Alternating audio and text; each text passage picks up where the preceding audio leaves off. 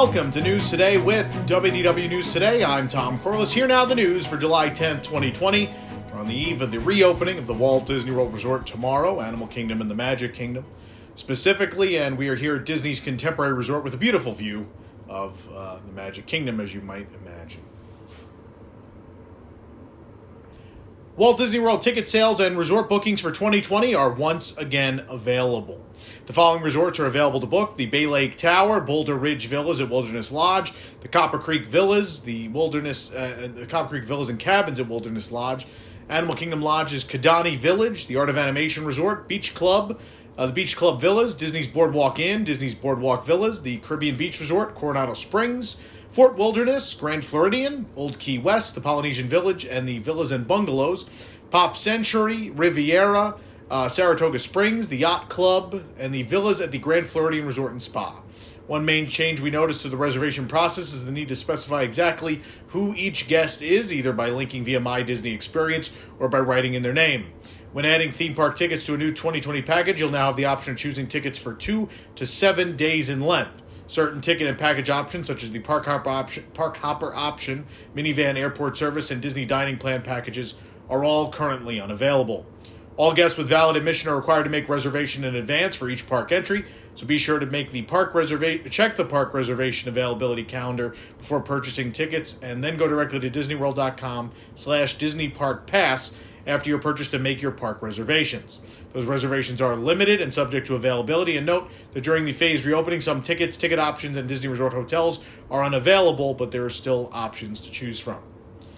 During the initial Disney Park Pass system launch, some annual pass holders reported not being able to make any additional theme park reservations outside of the ones they were able to make tied to their resort booking.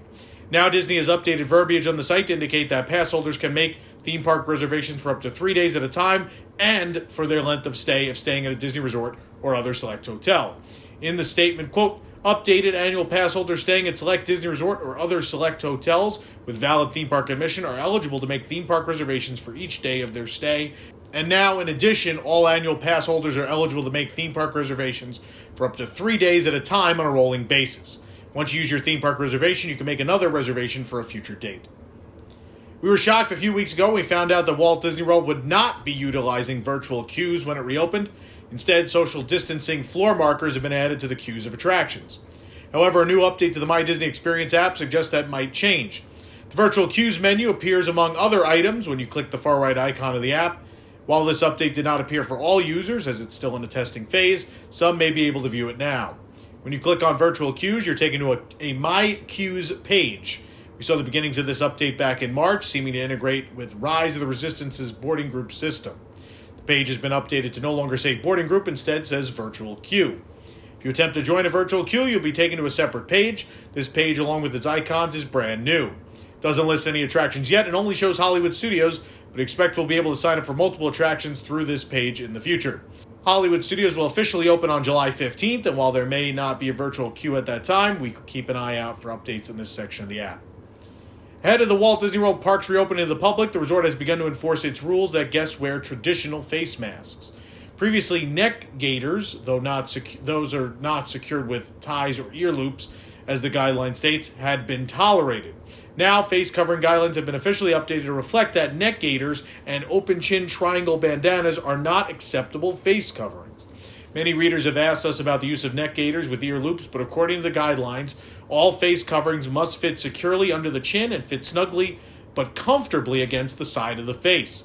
Guests earlier this week during annual pass holder and cast member reopening previews were informed that gaiters were not allowed. It was not the first day, it happened on the second day, and encouraged to swap for traditional face masks at the entry to the park. The return of Disney's Magical Express has come with some changes. Sadly, one of the casualties is the suspension of the resort airline check-in service, previously announced to return on July 12th. Furthermore, luggage delivery at Orlando International Airport is suspended beginning July 16th. From Walt Disney World's website, quote, "Complimentary airport transportation via Disney's Magical Express service for guests arriving and departing from Orlando International Airport is continuing to operate during this period with some modifications. Beginning July 16, 2020, Disney's Magical Express service will not be providing luggage delivery service for those arriving to and departing from the airport. Guests who choose to use Disney's Magical Express service will be responsible for picking up any of their checked luggage from the airport baggage claim area so that it can be loaded onto the motor coach and to their Disney Resort Hotel. Please know that your luggage will travel with you to your resort hotel. Luggage assistance will be available at the front of your resort, including luggage storage and/or transport to the room. Upon your departure, please ensure your luggage is with you and loaded onto the motor coach so you can check it in with the airline once you reach the airport. The resort airline check-in service will not be offered at this time. Many airlines have modified their flight schedules, so please confirm your flight information. If you plan to use the service, contact your room reservation booking agent or call 407-939-1936 to make any updates to your flight information on file. In late October 2019, it was announced that swaps for fuel rod portable chargers, which are available throughout the Disney parks, would go up in price from free to $3. After widespread customer outcry, the decision to charge for swaps, was reversed, and to this day they remain free on Disney property. However, a class action lawsuit that was filed during those events has led to the introduction of the new Founders program from Fuel Rod, which would grant customers unlimited free swaps by simply signing up. As a founder, the customers can continue to enjoy free unlimited swaps at any Fuel Rod kiosk. There is no cost to eligible customers to become a founder. Once verified, founders will use the Fuel Rod app in conjunction with the kiosk to obtain the free swap. The app will generate a scannable QR code that will be input at the kiosk at the time of the swap. The kiosk will then allow founders to swap their existing fuel rods for free, even at a kiosk that charges for swapping. All existing Fuel Rod customers are encouraged to verify their eligibility by completing a simple questionnaire. Note that upon verification, the customer must create an account on the Fuel Rod mobile app using the same email address as indicated in the questionnaire before their founder status can be automatically activated. It looks like Cinderella's stepsisters have invaded her castle in the Magic Kingdom so they can still talk to guests. Anastasia and Drizella used to meet at the castle wall in Fantasyland and alternated with the fairy godmother. The fairy godmother appears in the Royal Princess Processional, which you can watch here on our YouTube channel. So the stepsisters needed somewhere else to greet their fans. The stepsisters stand on the first level of the newly repainted castle above. It's the second level. It's the first level you can climb up to of the castle above guests. While they are far away, you can still hear them bickering with each other and talking to guests from afar.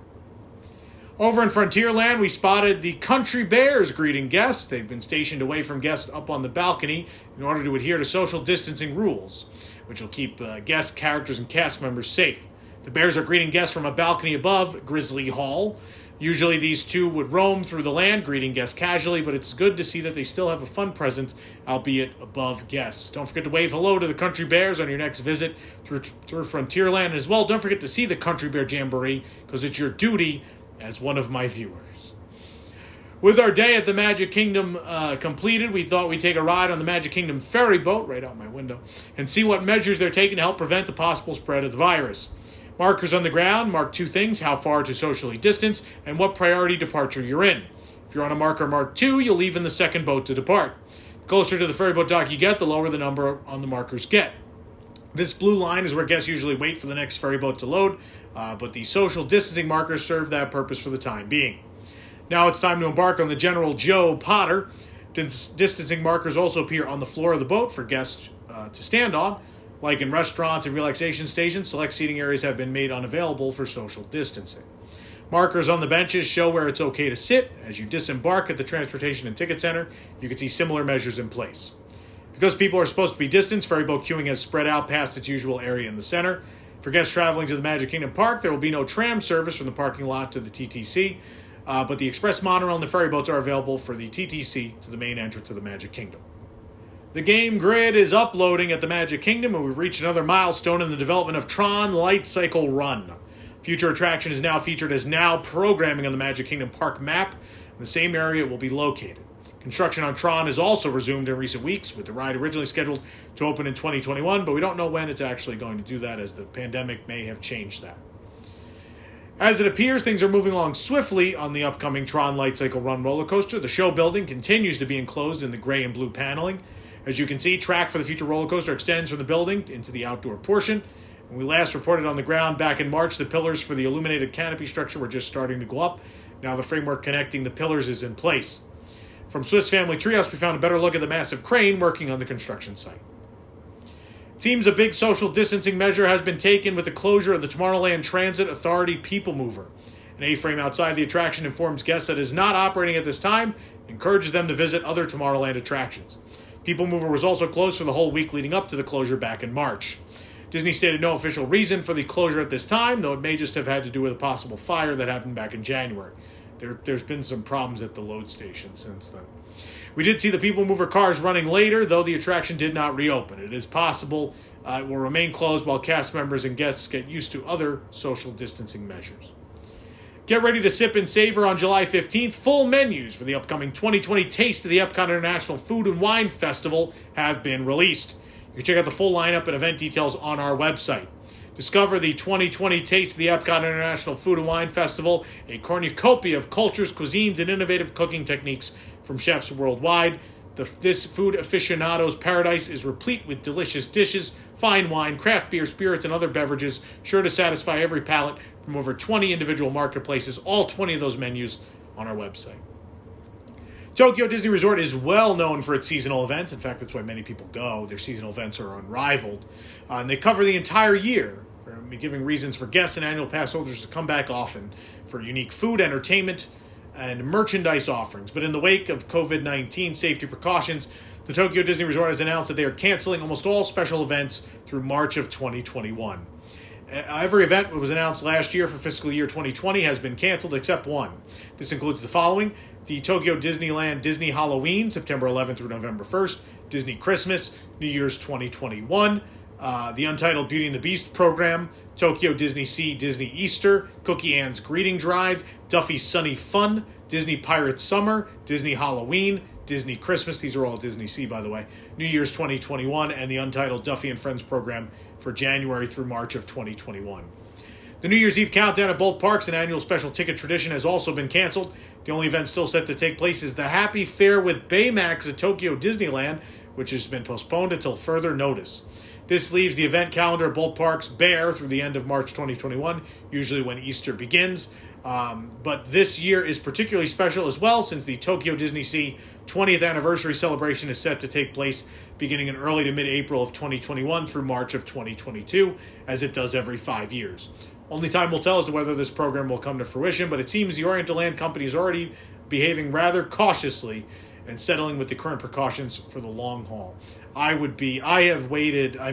been visiting Tokyo for a little over 2 years now, and I love the seasonal events, but I have heard wonderful things about the Disney Sea anniversaries, and I've always wanted to go to one, and I will be crushed if we don't get to have that event. That would be very, very sad. We'll see what happens. For more information on these stories and more, head on over to WDWNT.com. If you're enjoying the show, be sure to like this video, subscribe to WDW News Today on YouTube for more great content, and click the bell for notifications. Also, make sure to hit select all notifications so you never miss an episode of the show. For the worldwide leader in Disney Parks news, this is Tom Corliss saying enjoy the rest of your today, and have a great, big, beautiful tomorrow. Stay safe, everybody. Pressing Issues is the spin-off of the WDW News Today podcast segment as a long-form panel discussion in which some of the brightest minds of WDWNT analyze the biggest stories of the week and their impact on the Walt Disney Company, its parks, guests, and cast members. Join us every Sunday at 8 p.m. Eastern, live on YouTube, Facebook, and Twitter, or afterward on the WDW News Today podcast feed.